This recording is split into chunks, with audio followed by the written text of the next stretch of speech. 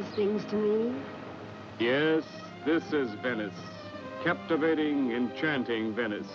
The world's most beautiful city. An inviting place for lovers. Here is one man who should know, for this is his home. And here, at a cafe in the Piazza San Marco, is where it all began.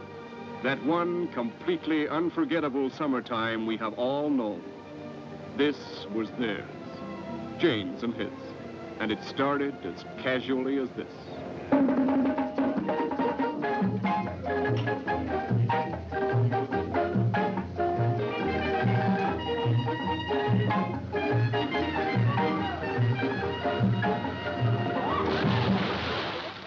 I don't know what your experience has been with American tourists.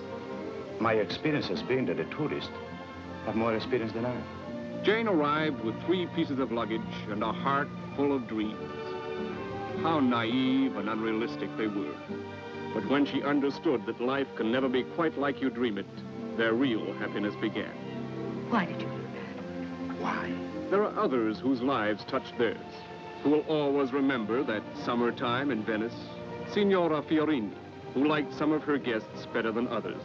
Eddie Yeager, the American artist with an eye for beautiful women.